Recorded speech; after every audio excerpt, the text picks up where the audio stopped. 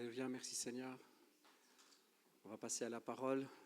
Je vous invite à rester dans cet état d'esprit, cette communion avec le Saint-Esprit. Croyez qu'il y a quelque chose que Dieu veut vous dire ce matin. Recevez-le comme ça. Dieu veut vous parler personnellement. Alléluia. Avant d'introduire Pasteur André, je veux juste vous rappeler donc la réunion du mardi que vous connaissez tous évidemment et le culte spécial Noël de la semaine prochaine. Donc c'est l'occasion d'inviter des amis, d'inviter de la famille. Il y aura un culte spécial Noël avec des chants de Noël. Ce sera sympa. Et je pense qu'il y aura pour les enfants, corrige-moi si je me trompe Déborah, mais il y aura quelque chose à manger à la fin pour les enfants. Ah, c'est pour tout le monde. Bon, ben pour tous les enfants et les grands-enfants, d'accord. Il y aura quelque chose à partager à la fin. Donc, ne vous encourez pas, la semaine prochaine, non, on ne va pas dire que c'est de la cognole, sinon tout le monde va le savoir. Donc, il y aura quelque chose à partager la semaine prochaine. Et je vous dépose juste un sujet de prière, parce que le Saint-Esprit me le dit là, à l'instant, lorsque je prenais le micro. Priez pour un sujet très particulier, qui est l'ouverture d'une deuxième église ici en Belgique. Donc, priez pour ça, parce que le Saint-Esprit m'a vraiment conduit sur le fait de le faire. Mais Dieu doit diriger pour qu'on ait un deuxième bâtiment autre part. Okay? Dieu a déjà mis une région dans mon cœur et il a déjà répondu. Il a déjà confirmé. Donc c'est cool. Mais remettez ça dans la prière, s'il vous plaît, parce que c'est vraiment une étape très importante. Les églises à Madagascar, vous savez, c'est facile. Il faut une petite cabane en bois, et puis vous avez des chrétiens qui sont motivés, c'est super, c'est facile, vraiment. On n'a pas de mérite à ouvrir 8 ou 9 églises là-bas, il n'y a aucun mérite, ça s'ouvre tout seul. C'est une facilité déconcertante. Mais ici en Belgique, c'est une autre paire de manches. Hein. On a vécu l'ouverture de celle-ci, on sait ce que c'est. On a commencé à quelques-uns dans une maison, donc on sait la difficulté, donc on ne va pas à l'aventure complète, hein, on sait vers quoi on va. Mais je vous en prie, tenez ce sujet de prière bien au chaud, déclarez. Vous êtes OK, la famille? Déclarez avec nous, déclarez que Dieu est un Dieu vivant et qu'il veut que nous multiplions, il veut que nous étendions nos cordages, il veut que nous étendions notre tente. Et il va le faire.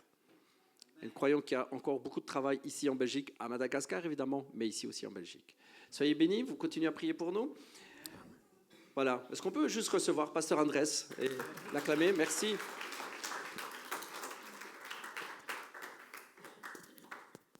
Allô, allô. 1, 2, 1, 2, 1, 2, 1, 2. 1, 2.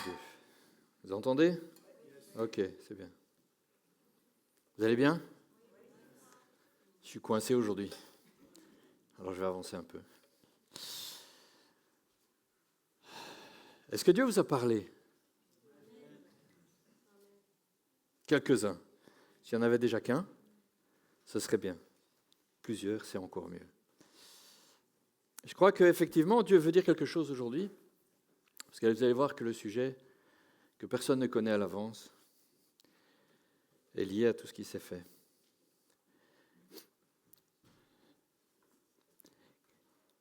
Qui veut marcher dans la liberté?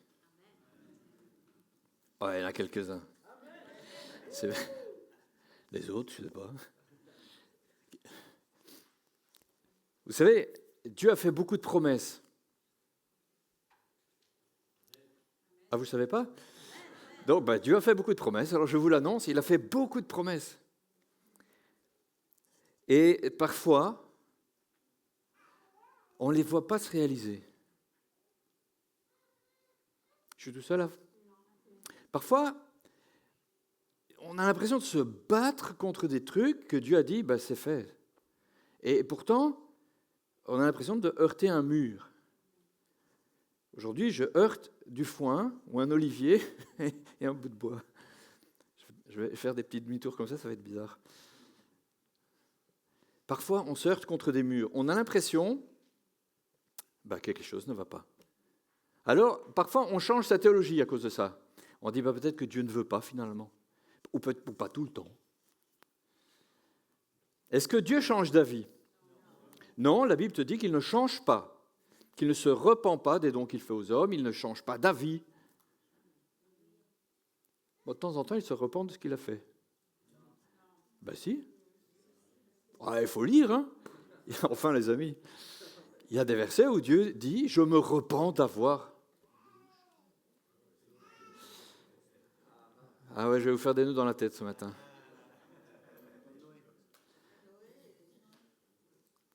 En général, il se repent du mal qu'il avait décidé de faire. Il change d'avis quand quelqu'un se repent. Alors, on va lire des petits bouts. Vous me suivez, hein, des petits bouts de Bible. On va commencer par le livre de Job. Job 1, chapitre 1, verset 1. Si ça va vite, vous le lisez avec moi, sinon, je vous fais la lecture. Je vais lire. Il y avait dans le pays d'Uz un homme qui s'appelait Job. Cet homme était intègre et droit. Il craignait Dieu et se détournait du mal dans ma traduction. Il avait 7 fils, 3 filles, il possédait 7000 brebis, 3000 chameaux, 500 paires de bœufs, 500 ânesses. Il avait aussi un très grand nombre de serviteurs. Cet homme était le plus important de tous les nomades de l'Est ou des fils de l'Orient, selon les traductions. Les fils de Job se rendaient visite les uns aux autres et organisaient chacun à leur tour un festin. Autrement dit, Job, c'était Bill Gates de l'époque. Ou Hilton, enfin, vous voyez, une famille riche, quoi. Il avait des biens en abondance, c'était le type le plus connu. C'était le type le plus important, le plus riche aussi. Et la Bible nous dit, cette histoire extraordinaire, il était intègre et droit, ou juste. Est-ce que ça veut dire qu'il était sans péché? Ah bon, vous me rassurez. Mais il était intègre et droit. Moi, je n'oserais pas prétendre être intègre et droit. Mais je suis peut-être le seul. Hein. Vous me pardonnerez dans ce cas. Et ses fils, eh bien, ils vivaient comme les fils de milliardaires, c'est-à-dire qu'ils faisaient la fête tout le temps. La seule chose qu'on nous dit à leur sujet, c'est qu'ils s'invitaient les uns les autres et qu'ils faisaient ripaille. C'est formidable comme vie. Il y en a un qui a dit oui, je ne relève pas.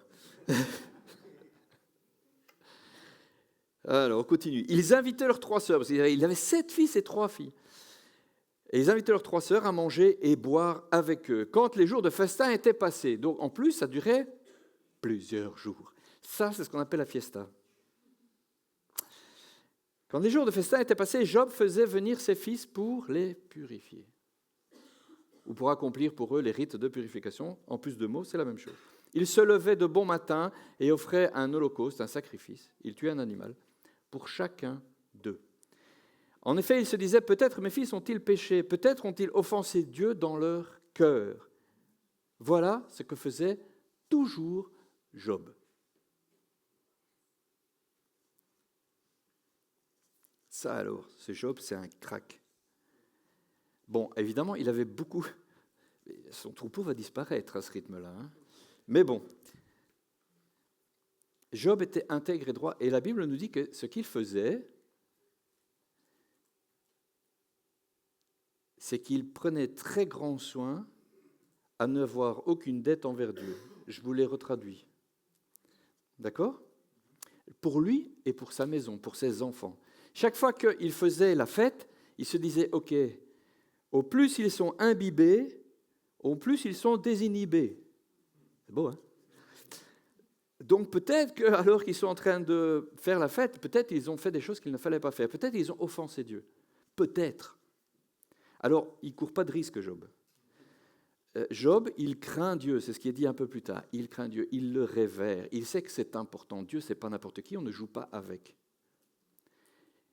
Et lui, il ne veut pas que ses enfants subissent les conséquences de ce qu'ils auraient pu faire. Alors, il s'empresse systématiquement à faire ce qu'il faut. C'est-à-dire qu'à l'époque, il fallait tuer des animaux, faire un sacrifice. Parce que la Bible t'explique en long, en large et en travers que le péché a une conséquence. Et que cette conséquence, de manière générale, c'est la mort. D'accord ? Et que donc, toute faute, une fois jugée, a une conséquence, et que cette conséquence, elle doit être exécutée. Cette sentence, ce jugement, il est exécuté toujours. Avant la venue du Messie, ça se réglait avec des sacrifices. Et puis est venu Jésus.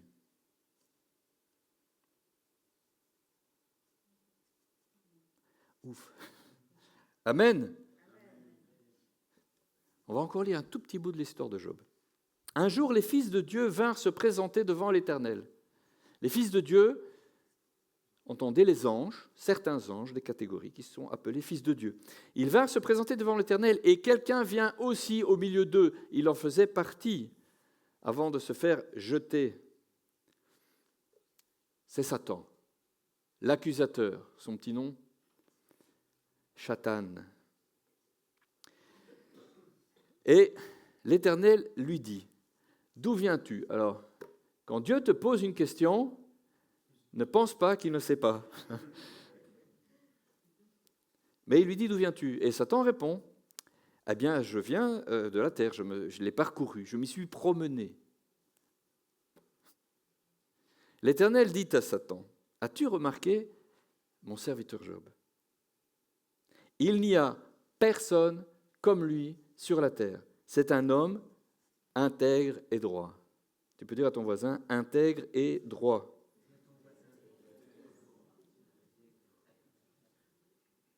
Il craint Dieu. C'est Dieu qui parle, il devrait dire, il me craint. Il craint Dieu et il se détourne du mal. Tiens, voilà une autre clé. Il se détourne du mal. Non seulement quand il suppose ou qu'il y a une possibilité d'avoir fait le mal, il se dépêche de se faire pardonner, ou pour ses enfants, mais de manière générale, il s'en détourne. Vous savez, parfois, dans certains milieux, dans nos milieux chrétiens, il y a toutes sortes de choses. Il y a ou bien les extrêmes légalistes, tu dois, tu peux pas. Et puis il y a, tu t'en fous parce que tout est pardonné. La vérité se situe au milieu. Parce qu'effectivement, il y a des choses que tu dois et que tu ne dois pas, mais ce n'est pas un aspect légal de la chose, ce n'est pas ma religion de ne pas faire ou de faire. Ma religion, c'est une relation avec Dieu, et du fait de ma relation avec Dieu, il y a des choses que je fais et que je ne fais pas. Non pas parce qu'il dit « je ne veux pas que tu fasses », il ne veut pas. Ça va être dur, mais je vais m'abstenir. Non, parce que quand il me dit « ça, c'est abominable », c'est parce qu'en fait, c'est mauvais. C'est pour ça que c'est abominable pour lui. C'est abominable parce qu'il voit le mal que ça te fait. Et donc, tu t'abstiens de toutes ces choses, même quand toi, tu ne le vois pas encore, parce que si tu t'approches de lui, il change la manière dont tu vois les choses, et tu finis par aimer ce que Dieu aime et haïr ce que Dieu est. C'est ça, ces lois écrites sur ton cœur. Ce n'est pas « je les retiens par cœur ». Alors, Job, c'est l'Ancien Testament. Pour ceux qui ne le savent pas, ça veut dire que c'est toute l'histoire avant Jésus, avant la mort à la croix. Ça, c'est Job. Mais s'il est qualifié d'intègre et droit, j'aimerais vraiment, moi, beaucoup, m'entendre dire ou entendre que Dieu a dit « Est-ce que tu as vu mon serviteur Andrés? Il est intègre et droit. » Oh là là. J'ai un chill à dire ça. Non, mais vous vous rendez compte? Est-ce que vous voudriez que Dieu dise ça? Ben, vous ne voudriez pas avoir les conséquences.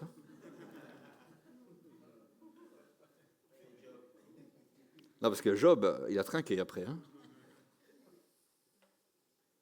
Je ne vais pas vous parler plus de Job, ce n'est pas le but. Parce que maintenant, on va aller à la Nouvelle Alliance. Et on va lire quelques passages.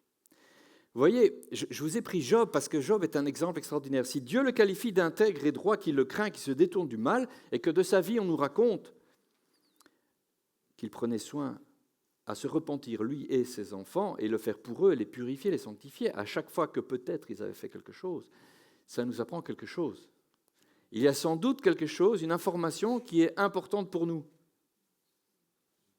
Si tu veux être qualifié d'intègre et droit, si tu veux être vu comme juste, Peut-être que tu dois marcher dans un style de vie qui s'appelle la repentance. Alors, on pourrait dire, oui, mais ok, la repentance, quoi, comme Job, c'est-à-dire que chaque fois qu'on fait un truc, on doit aller chercher un agneau. Non, bien sûr que non. Parce que Jésus a fait le sacrifice ultime, le dernier, littéralement, au bon moment, à Pâques, à la bonne heure et tout et tout. Un jour, on verra tout ça, en vrai, parce que vous savez, c'est extrêmement codé ce que Dieu dit. Quand Dieu dit un truc, quand il dit il faut le faire comme ça, à telle heure on fait ceci, on prend un agneau sans tache, on met le sang à tel endroit, ne vous imaginez pas que pour Jésus ça a été autrement.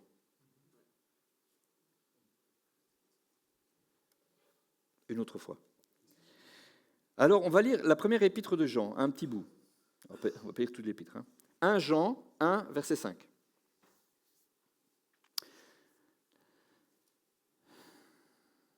Jean, c'est l'apôtre Jean.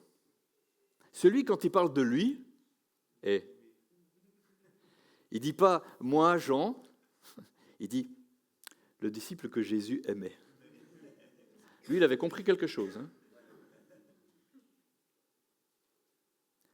Quand tu parles de toi, si tu arrives à dire « l'homme que Jésus aime », avec vérité, alors tu as compris l'essentiel. Croyez-moi. Alors voici ce que Jean écrit. Voici le message que nous avons entendu de lui, de Jésus, et que nous vous annonçons. Dieu est lumière et il n'y a aucune trace de ténèbres en lui. Si nous disons que nous sommes en communion avec lui, avec Dieu, avec Jésus, en marchant dans les ténèbres, nous mentons. C'est pas on se trompe un peu. Ce qui sort de ta bouche est un mensonge. C'est faux complètement. Si tu dis que tu es en communion avec Dieu, mais que tu marches dans les ténèbres, tu es un menteur. Et tu ne mets pas la vérité en pratique. Mais si nous marchons dans la lumière, tout comme Dieu lui-même est dans la lumière, nous sommes en communion les uns avec les autres. Et le sang de Jésus, son Fils, nous purifie de tout péché. Remarquez les tournures de phrases intéressantes. Ce n'est pas du passé simple. Ce n'est pas du passé, c'est du présent. Il écrit et il dit, si tu marches dans la lumière, tu es en communion avec les frères et les sœurs qui marchent eux aussi dans la lumière, et le sang de Jésus-Christ te purifie de tout péché. Ce n'est pas il t'a purifié de tout péché. Qu'est-ce que ça veut dire ?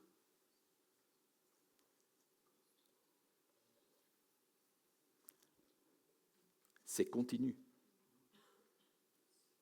C'est pas terminé, c'est pas... Ah, est-ce que je vais vous perdre ? L'œuvre de la croix, elle est parfaite. L'apôtre Paul nous dit par ailleurs que le cas du péché, le problème du péché, a été réglé une fois pour toutes.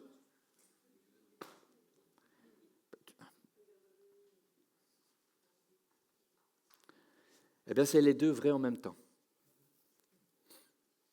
Bon, je vous rappelle que Dieu est éternel. C'est pas, il n'a pas de fin. En français, on a des problèmes, on n'a pas assez de mots. On en a beaucoup. Parfois, c'est compliqué. Il y a des trucs qui sonnent de la même manière, mais qui veulent dire des choses différentes. Bref, soit. Mais éternel, pour nous, c'est un peu, ça n'a pas de fin, ça n'a pas de limite. C'est l'infini vers le futur. C'est pas ça pour Dieu. Ce n'est pas sans fin, c'est éternel. C'est avant, ah ben il n'y a pas d'avant, il était toujours là. Et après, ben, il n'y a pas d'après non plus, il est toujours là.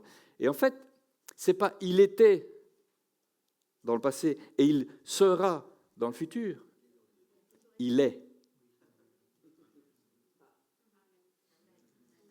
Je vous ai déjà parlé de ça, je sais que parfois ça perd des gens, mais c'est compliqué, hein. On ne comprend pas tout. Pourquoi ? Ben parce qu'on est dans une temporalité, elle est physique pour nous. Je dis un truc, la parole elle est passée, elle n'est plus là, et on ne sait pas revenir en arrière, c'est passé, le temps passe, à chaque battement de cœur, on est un battement plus loin, on ne revient pas au précédent. Mais une bonne chose pour comprendre l'éternité et comment Dieu est hors du temps, c'est par exemple, Si vous prenez, alors je sais que ça existe presque plus parce que là on stream tout. Hein. Alors, on pourrait dire avoir une cassette, mais un CD, un DVD, un Blu-ray. Bref, le support que vous voulez, une clé USB. Il y a un film dedans. Ben, t'es hors du film. Oui. J'espère que vous êtes hors des films. Bon, d'accord. Ce film, il a un début et une fin. Il a une chronologie. Mais tout entier, il tient dans ta main. Et bon, tu ne sais pas le voir parce qu'il faut lire les bits et les bytes. Mais si tu le mets et que tu fais play, tu peux regarder. Tu peux aller en avant, tu peux aller en arrière, tu peux t'arrêter, faire pause. Tu dis, oh, qu'est-ce qu'il fait? Voilà, ça c'est Dieu et le temps. Ça va? Ça vous aide? Mais non, parce que si tu ne comprends pas bien, au moins un petit peu, tu ne comprends pas que de toute éternité, son plan était fait. Tu dis, c'est-à-dire quoi? Oui, c'est-à-dire que quand il a dit « je vais faire l'homme », c'est des drôles de phrases même, hein, on ne sait pas les dire comme lui. Je vais faire l'homme. Il voit tout. Ah, ils vont tomber, je vais les racheter, paf, paf, c'est fait. Vous voyez ce que je veux dire? Et à côté de ça, il y a Satan, là, qui essaie de se battre. Lui, il dit « attends, non, je vais casser ton plan et tout. » Je t'ai battu, là, mais on y vient. Pour toi, il y a encore un petit peu de chronologie, mais... C'est pour ça que de toute éternité, c'est fait. Quand Dieu a fait l'homme, il n'a pas été surpris qu'il tombe. Et puis, c'est pas dire oh, « comment je vais faire ?» Ben, je vais descendre moi-même, alors. Là, je ne sais pas, peut-être ça va marcher, peut-être pas, mais...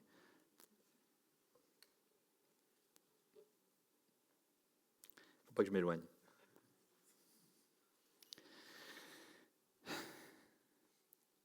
Si tu marches dans la lumière avec Dieu, il te purifie de tout péché.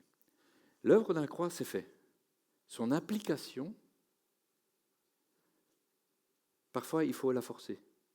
Par exemple, vous conviendrez tous que si je n'accepte pas Jésus comme Seigneur et Sauveur, ben mes péchés, je vis toujours avec leurs conséquences. Et puis quand j'irai voir le grand chef, au jour du jugement, il me dira « pourquoi tu n'as pas cru en moi ?» Ben, tu vas là, ce que j'avais prévu pour le diable et les démons, mais c'est dommage. Maintenant, tu y vas parce que tu as choisi. Pas parce que je suis méchant et que je veux te punir pour tout ce que tu as fait, parce que j'ai déjà payé, mais tu n'as pas voulu. Vous comprenez?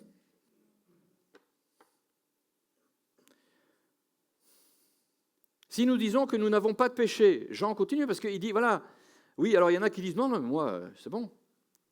Si nous disons que nous n'avons pas de péché, nous nous trompons nous-mêmes et la vérité n'est pas en nous. Tout comme si tu dis que tu es en communion avec Dieu, mais qu'en fait tu vis dans les ténèbres. Il n'y a rien de commun entre la lumière et les ténèbres. C'est pas... Alors, parfois on dit, il y a l'huile et l'eau, vous savez, ça ne se mélange pas. Bon, il y a moyen de faire des émulsions. Du lait, c'est littéralement de l'huile et de l'eau. Bon, enfin de la graisse. Donc, on peut quand même les mélanger un petit peu, mais pas la lumière et les ténèbres. Tu allumes la lumière, il n'y a plus de ténèbres. Et tu ne sais pas mettre des ténèbres alors que la lumière est allumée. C'est l'un ou c'est l'autre. Il n'y a pas le mélange. Jamais. Ça ne marche pas. Si tu dis que tu n'as pas de péché, tu te trompes. Comme quand tu dis que tu marches dans la lumière alors que tu es dans les ténèbres, et donc tu n'es pas en relation avec Dieu, qui est lumière. Si nous reconnaissons nos péchés, il est fidèle et juste pour nous les pardonner et nous purifier de tout mal. Si nous disons que nous n'avons pas de péché, nous faisons de Dieu un menteur et sa parole n'est pas en nous.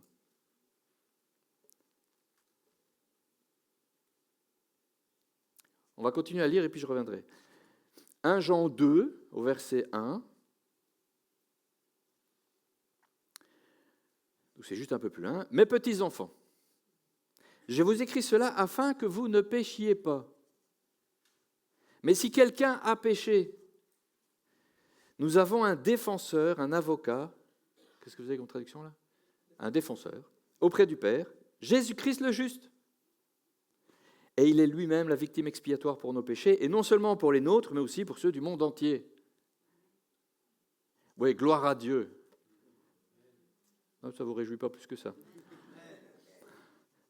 Il faut revenir alors, hein. On travaillera. Donc, l'œuvre à la croix, c'est fait. C'est une fois pour toutes. Il y a une milestone comme ça dans notre chronologie, dans le temps. Comment on dit milestone en français? Une échéance, un repère, voilà. Voilà. Une borne. C'était une borne à l'époque romaine. Bon, bref. Dans le temps, il y a ce moment. l'an zéro, on a tout recalculé à partir de là, parce qu'on a dit c'est tellement énorme, il faut qu'on reparte de là. Jésus. Tu sais, il y a après Jésus, avant Jésus. Maintenant, ils essaient de changer. Hein. Ah oui, le christianisme n'est plus à la mode. Alors même ça, on dit il ne faut plus dire avant Jésus, il faut dire autre chose. Notre ère, il faut dire plein de choses. Bref. Ça, c'est fait. Mais il nous dit ici, attention, donc si vous pensez que vous n'avez pas de péché, vous êtes menteur, parce qu'en fait, malgré tout, on n'est jamais très pur, tout à fait, tu vois. Mais on doit pouvoir marcher sans, normalement, on va y venir. Et puis, si malgré tout tu pêches, parce que pour que nous ne vivions pas en permanence en nous disant, ben, on fait ce qu'on veut, parce que finalement, Jésus a tout payé, c'est pardonné, tu vois. Là, ça veut dire que tu marches sur son sacrifice en disant, c'est pas grave, je peux m'essuyer les pieds dessus, je vais vivre tranquille, parce qu'il a pris des coups de fouet, mais c'est pas grave. Il ne se laisse pas rigoler comme ça, vous savez. Non, tu dis c'est important, merci Seigneur, tu m'as sauvé, mes péchés sont pardonnés. Mais malgré tout, je me rends compte de temps en temps que, qu'est-ce que j'ai fait là C'est glissé tout seul, j'ai dit un truc qu'il ne fallait pas, j'ai agi comme il ne fallait pas, j'ai regardé ce qu'il ne fallait pas, j'ai réagi. Vous voyez ce que je veux dire? Alors on pourrait dire, oui, mais alors maintenant, quoi, qu'est-ce que je fais? Je suis foutu. Non, parce qu'il y a un truc qui est extraordinaire. C'est qu'en fait, Jésus, il est retourné auprès du Père, et là, en ce moment, ce qu'il fait, c'est qu'il intercède pour toi. Pour nous tous. Et Jean nous dit, il est notre défenseur, notre avocat. Qu'est-ce que ça veut dire? C'est où que tu as besoin d'un avocat? Au tribunal. C'est pas quand on est mort qu'on passe devant le tribunal? Ben si, vous pouvez dire oui. Aussi. En fait, oui, aussi. C'est-à-dire que là, c'est le dernier, c'est le jugement final. Là, tu n'as plus droit à rien. Il fallait avoir fait les choses avant. Là, c'est trop tard. Mais la Bible te dit qu'il y en a un qui est ton accusateur. Vous vous rappelez? Les fils de Dieu vont devant le... Hein? Et puis, il vient aussi, Satan. Et la Bible nous dit qu'il est l'accusateur des frères. Ce sont des versets qui doivent te parler. Parce que si on te dit que Jésus est ton avocat, et que tu as un accusateur, c'est qu'il se passe quelque chose en haut. C'est qu'en permanence, il y en a un qui se présente et qui dit, t'as vu? Tu l'as vu, lui? Il a fait ça. Il ne mérite plus rien. Parfois, ton cœur te condamne. Tu n'as besoin de personne. Ah, mais, Satan, il est là-bas, mais toi, déjà, ici, tu es foutu. Tu dis, ah ben voilà, je suis foutu, je ne mérite plus rien, Dieu ne m'aime plus, je suis sûr qu'il ne me reprendra plus, j'ose même pas m'approcher de lui. Alors, il faut lire la Bible. Parce que c'est là qu'on t'explique comment Dieu est. Parce que si tu crois que quand tu as fait une faute, tu ne peux plus t'approcher de lui, ben, il faut que tu relises qu'en fait, alors que toi tu n'es pas fidèle, lui il demeure fidèle, que si tu demeures en lui, il est fidèle juste pour pardonner tes péchés. Parce qu'en fait, c'est déjà fait, en fait. Et en fait, Jésus plaide pour toi. Et parfois, ce que l'on doit faire, nous, c'est quoi? Revenez au début, hein, je l'ai dit au début. Le repentir, ça veut dire quoi? Ça fait quoi la repentance? Voilà, il y a plusieurs mots en fait. Il y a plusieurs mots. Il y a l'épître de Jean et l'épître de Jacques qui utilisent des mots différents.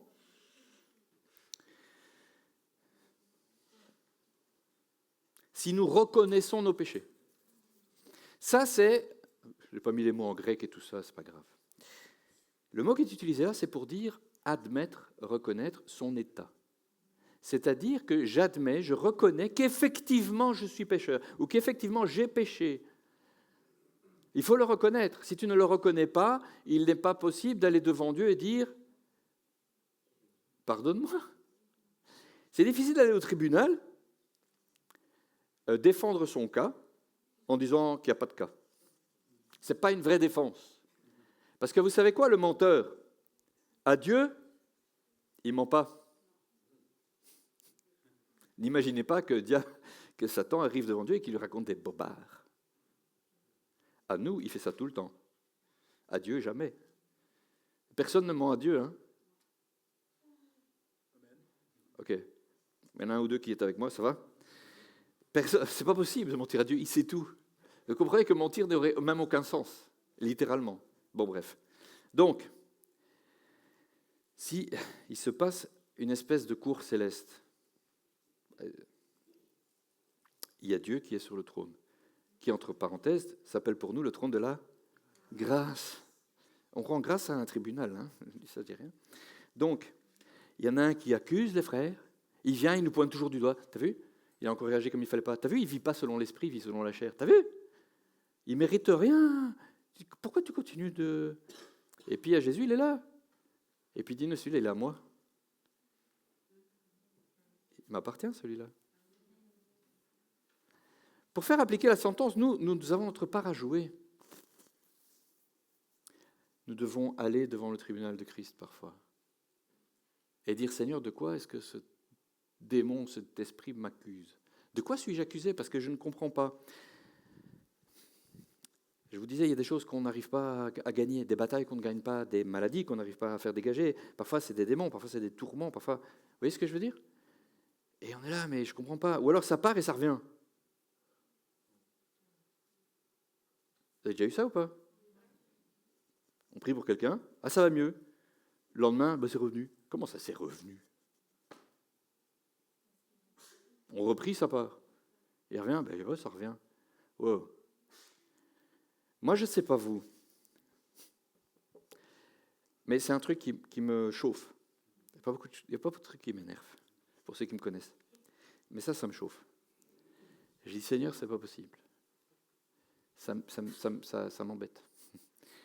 Le nombre de fois que j'ai pleuré devant Dieu en disant, Seigneur, il faut que les victoires soient définitives.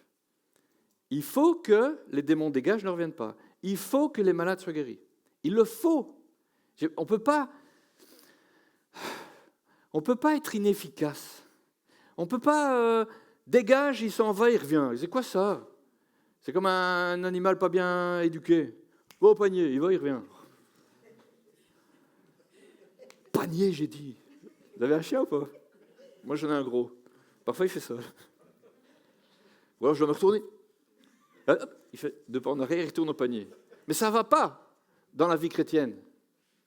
Tu peux pas jouer avec ça. Les gens doivent marcher libres. Amen. Et quand je dis Seigneur, pourquoi? J'ai ce message qui vient. Il y a des trucs qu'on ne voit pas. Vous savez, Paul dira, c'est à Timothée qui dit ça, les péchés de certains ne se voient pas tout de suite. Et tu dis, pourquoi il dit ça, Paul, quoi? Est-ce qu'on doit chercher les péchés des gens? Non! Non! Je suis sérieux. Il ne faut pas chercher les poux dans la tête de ton frère. Jamais. Et il y a un truc, avant ça s'appelait la cure d'âme. Je ne dis pas non plus qu'il faut faire ça. Pas systématiquement. Vous voyez ce que je veux dire? Tu dois pas. Quand tu t'approches de Dieu, que tu nais de nouveau, tu vas à la croix, tu dis Seigneur, je te donne tout. Je te donne toute ma vie. Je te demande pardon pour mes péchés, je reçois ton pardon. Tu sais quoi? De manière globale et générale, c'est fait. Et puis tu te rends compte, parce qu'il y a ce que tu lis, ce que tu vis, et puis ce que tu vois. Et tu vois qu'il y a des gens pour qui, alors là, c'est paf, nouvelle vie. Il n'y a plus rien qui est là. Les addictions, tout, ils changent d'un coup. Et tu dis, wow, nouvelle licence. Et puis, il y en a, c'est 20%. Enfin, c'est entre 1 et 100%. Vous voyez ce que je veux dire? Il y a de tout. Et puis, il y en a qui traînent des trucs. Tu dis, d'accord, de ça, il était libéré tout de suite, guéri, machin. Et puis ça, mais 5 ans après, il se bat encore avec, quoi. Je dis, Seigneur, qu'est-ce qui se passe?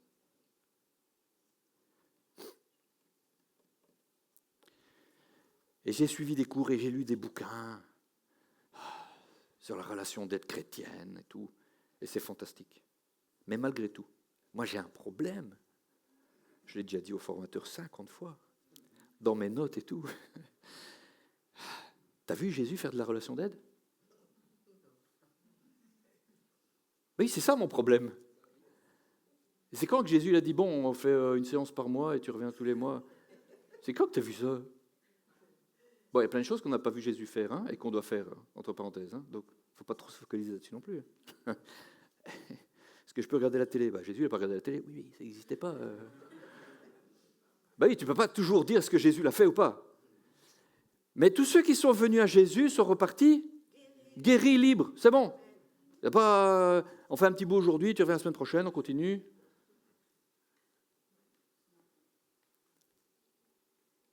Ok. Il y a des gens que l'on rencontre qui sont transformés de tout en une fois. Et puis en un, ça prend des plombes. Eh bien, on peut pas rester sans se poser la question de comment on fait, qu'est-ce qui se passe, pourquoi. Alors c'est pas seulement, je parle pas, alors, c'est pas ceux qui sont devant ou l'équipe pastorale, là, il faut chercher pourquoi les gens, nanana, hein. C'est pour tout le monde, pour soi-même que je vous parle. C'est pour toi qui m'écoutes. Si tu te rends compte qu'il y a des trucs, tu vois, il faut interroger le Saint-Esprit. Toujours. Seigneur, qu'est-ce qui se passe? Pourquoi on a prié pour moi? C'est parti, un petit peu, beaucoup, totalement, ça est revenu. Est-ce qu'il y a quelque chose que je dois comprendre? Est-ce qu'il y a quelque chose que je dois faire? Est-ce qu'il y a quelque chose qui fait que... Ah, Paul me parle d'un truc, par exemple, je ne dois pas laisser une prise au diable. Est-ce qu'il n'y a pas quelque chose que je fais qui laisse une prise au diable?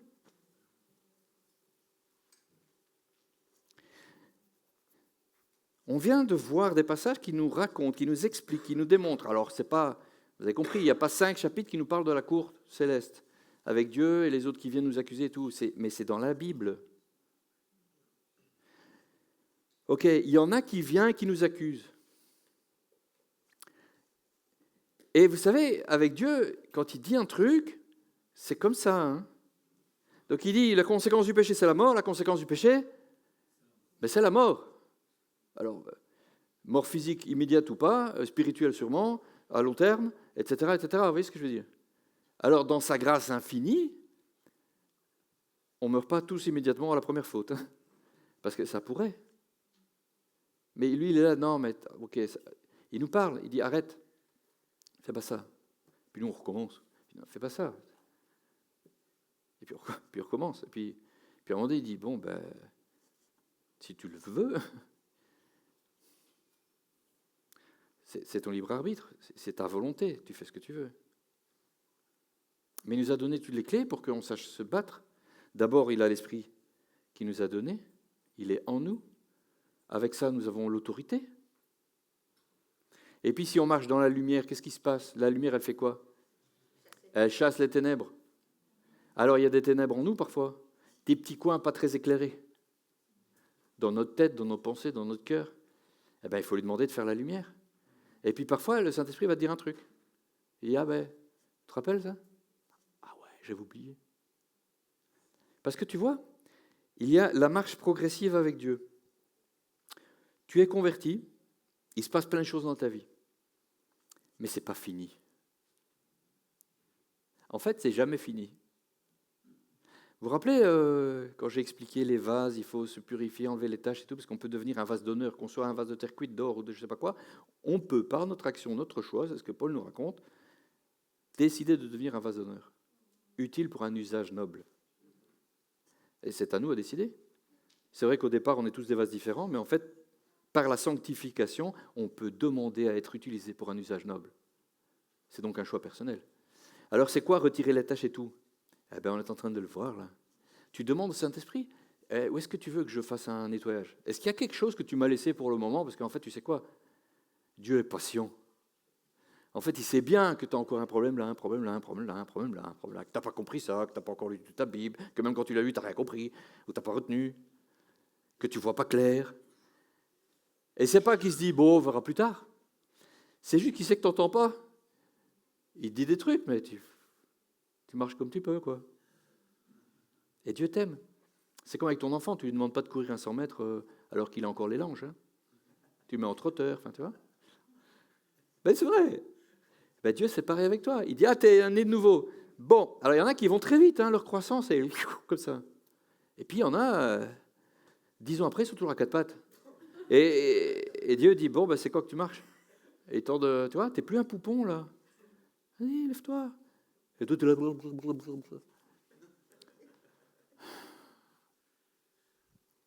Il n'y a rien d'accusateur dans ce que je dis. Hein. C'est se rendre compte qui est important. Parce que tout dépend d'une décision personnelle. Seigneur, je veux marcher. Je veux être un mature dans la foi. Je veux marcher comme un adulte. Je veux avoir de la nourriture solide. Ce n'est pas... Dieu, il est patient, aimant, il te connaît, il sait comment tu vas, il sait à quelle vitesse tu avances. Et tout ce qu'il fait, lui, c'est te suivre en t'invitant d'aller plus vite. Mais il te suit. Tout ce que tu retiens, je veux dire retenir dans le sens des choses qu'il voudrait te faire avancer, que tu dis non, pas maintenant. Il dit bon, ben non, pas maintenant. C'est dommage, on perd du temps. Tu s'ouvres, tu n'es pas libre, c'est dommage. Laisse-moi faire ce que j'ai envie de faire. Tu vois. Et au plus tu dis Seigneur, tu as accès à tout. Fais ce que tu veux. Change-moi pour que je sois à ta ressemblance, que je sois un disciple accompli, que quand on me voit, on voit Jésus. Au plus tu dis ça, au plus ça va aller vite. Au plus tu dis Seigneur, tout ce que le monde m'offre, j'en veux pas. En fait, je m'en fous, en fait. Il n'y a rien de bon là-dedans. Mais par contre, je voudrais tout ce que tu avais prévu pour moi.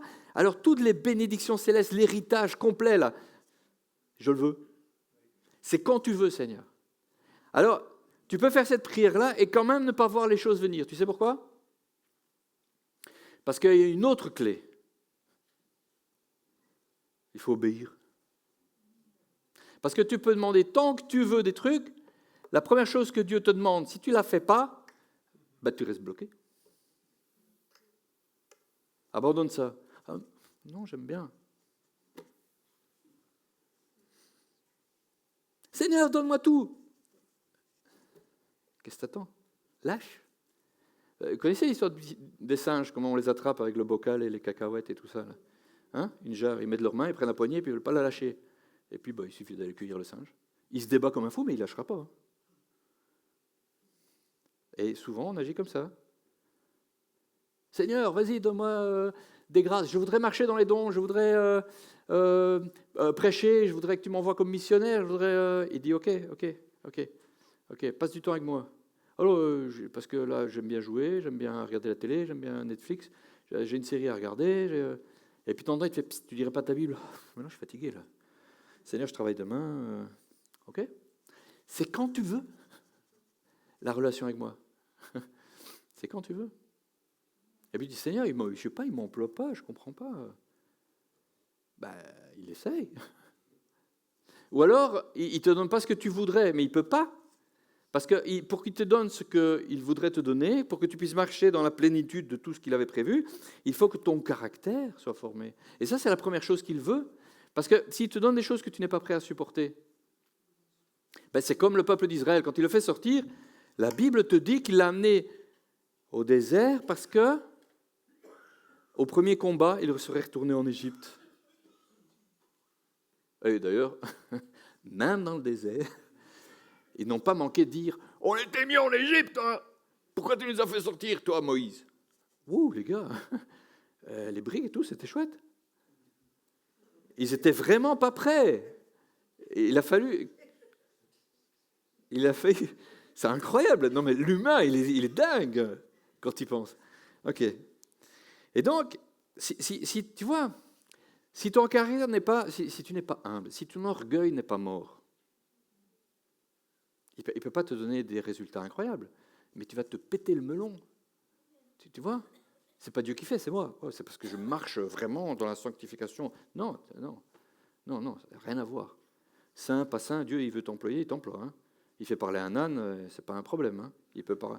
Ah non, mais ça n'a rien à voir avec ce que tu es capable de faire, qu'est-ce que tu vaux, combien de temps tu as passé en prière, à genoux et tout. Hein. Mais frère, tu as dit qu'il fallait qu'on nettoie son vase pour pouvoir être utilisé. Oui, parce que sinon le vase, il n'est pas bien pour ça. Mais ce n'est pas parce que tu fais tout ça que Dieu t'utilise.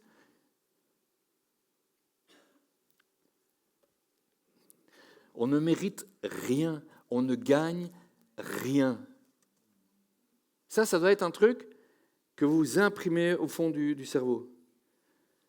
Quoi que je fasse, je ne mérite rien de la part de Dieu.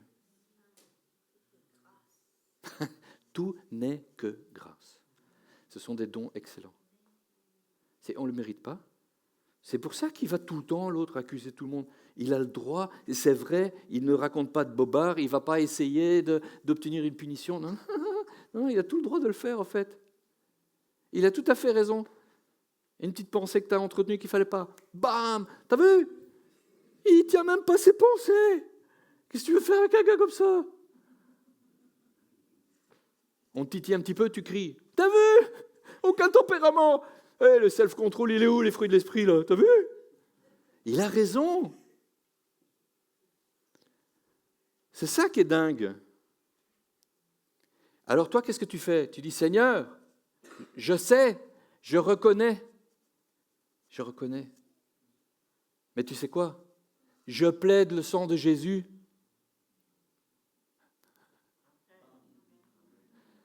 Case closed.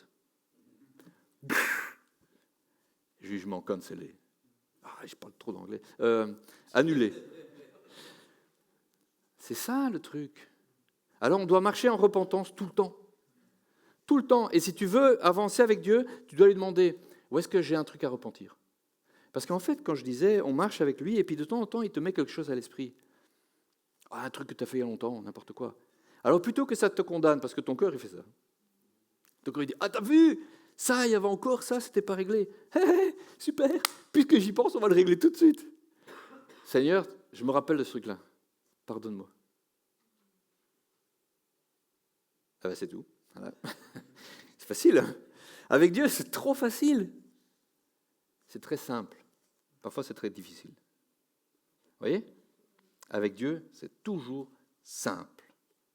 Mais parfois, très difficile.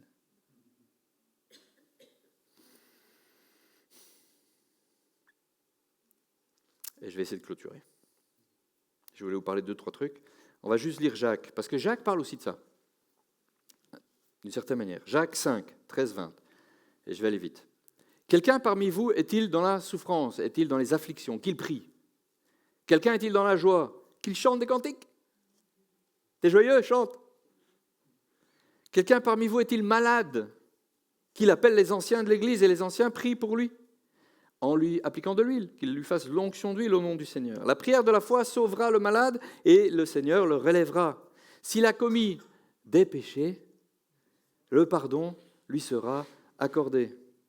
Avouez donc vos fautes les uns aux autres et priez les uns pour les autres afin d'être guéris. La prière du juste agit avec beaucoup de force. Ok, je vais m'arrêter là. Vous voyez? La clé pour avancer, c'est de reconnaître son état. Ça, c'est Jean qui le dit. Et puis, Jacques, il met une couche supplémentaire en disant, vous savez quoi? En fait, il faut le dire les uns aux autres.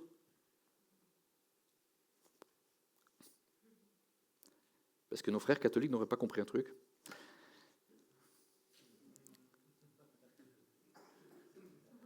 On n'aime pas ça. Hein? Je viens de dire un truc qui dérange, quoi.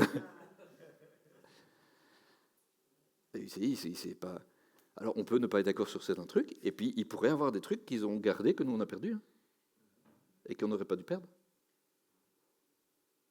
Alors après, il y a un protocole, c'est la religion, ça. Hein. Eux, ils ont mis des trucs, une petite grille, une boîte en bois, je rentre, ils m'ouvrent la tirette. Mais, tu sais qui je suis ou pas? C'est pas grave, comme ça je te parle. Bon. Non, bon, ça c'est la forme. Mais Jacques te dit, il faut se confesser. Si tu as fait du mal à quelqu'un, va lui dire. Et faites ça les uns les autres, et priez les uns pour les autres après, pour que vous soyez guéris. Alors parfois on se pose 10 000 questions sur pourquoi je ne suis pas guéri, nanana. Et vous êtes comme moi ou pas? Et parfois on dit juste, ouais, je ne comprends pas, parce que le Seigneur il a dit pose les mains sur les malades, ils seront guéris. Oui, mais il n'a pas dit que ça. Il a dit si tu ne pardonnes pas, bah t'es mal barré. Et ça ne nous plaît pas ça non plus. Hein.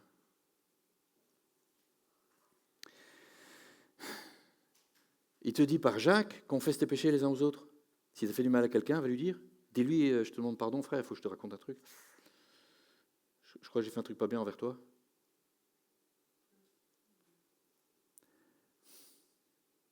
Alors, un truc marrant. Vous savez le mot qu'il est dit là? Confessez vos péchés les uns aux autres. Vous savez ce que ça veut dire littéralement? Quand je l'ai eu ça, je me suis dit, là, c'est fort. c'est l'annoncer, le dire avec joie. Il y a une notion de joie qui est liée à ça. Non? Ça, c'est un peu dingue, hein? Ça vous étonne, hein? Mais ça m'a étonné aussi. Non, mais alors, c'est intéressant. C'est intéressant. Parce que ce n'est pas un truc de pénitence. Vous voyez? C'est pas, ah ouais, il faut que j'aille lui dire et tout. Et l'autre qui est là, hein, qu'est-ce que j'entends? Ah bon? Ah ben je te verrai plus pareil à partir de maintenant. Non mais parce que c'est souvent ce qui se passe. Et si ça se passe comme ça, c'est pas le bon. Tu vois? J'ai fait quelque chose envers toi, je t'en veux pour quelque chose, je me rappelle d'un truc que tu m'as fait, ça me plaît pas, mais il faut que j'aille te le dire en fait. Et en fait c'est un truc. Pourquoi ça doit être fait avec joie? Mais oui, parce que ça nous libère tous les deux. En fait c'est un moment où tu dis, hé, tu sais quoi? Le diable avait un truc contre nous, on va vite lui saper. Il n'aura plus aucun pouvoir. Alors je te raconte tout de suite mon truc, et puis comme on est dans l'amour fraternel, je suis en train de te dire que j'ai fait un truc qu'il ne fallait pas faire, et je m'en excuse, et je te demande pardon. Et toi, eh ben, frère, c'est génial, parce que maintenant tu as un poids que je peux t'enlever en te disant, je te pardonne. Et tous les deux, on marche dans la lumière, et puis je peux prier pour toi. Et si quelque chose t'était arrivé à cause de ça, comme par exemple une maladie, te voilà libéré. Ah, qu'est-ce qu'il dit après? Jacques, il continue. Il dit que celui qui relève, qui va chercher un frère qui est tombé dans le péché et qui le ramène, ça couvre beaucoup de fautes et qu'il a gagné quelque chose. C'est gagnant-gagnant. Parce que tu ne peux pas... Un peu d'enthousiasme. Non, parce que c'est des clés, c'est dingue. Si vous voulez qu'on marche dans la liberté tous ensemble, tu dois apprendre, je dois apprendre, nous devons apprendre à être transparents. La transparence à mort. Vous voyez? C'est pas facile. C'est pas facile d'aller dire à quelqu'un, écoute frère, tu le sais pas, mais je crois que j'ai parlé mal de toi. Et le Saint-Esprit m'a dit, il y a un truc que tu as fait qui n'est pas net. Parfois, c'est très grave ce qu'on a fait, et c'est difficile d'aller le dire. Hein. Mais parfois, c'est des petites choses. Parce que tu sais quoi, au plus ta coupe est propre, au plus c'est des petites taches qui restent. Mais il faut y aller jusqu'au bout. Parce que tu peux dire, ouais, c'est pas grave, je ne vais quand même pas aller lui dire, ça va un peu, tu vois. Ben si, parce que si le diable n'a plus des gros trucs à te tenir, il en a peut-être encore plein de petits. Tu vois, des pieds dans la porte. Vous voyez, j'ai encore un passage. Non, parce que tu as fermé les fenêtres, la porte de garage, tout. J'ai encore mon pied là. Et avec ça, je t'embête. Tu n'imagines même pas.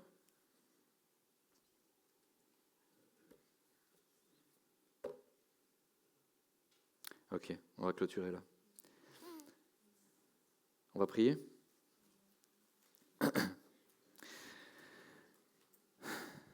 Père éternel, je te remercie. Je te remercie pour les clés qui sont dans ta parole. Je te remercie parce que tu as prévu, Seigneur. Tu as prévu chaque fois les chemins de sortie, les méthodes, les moyens.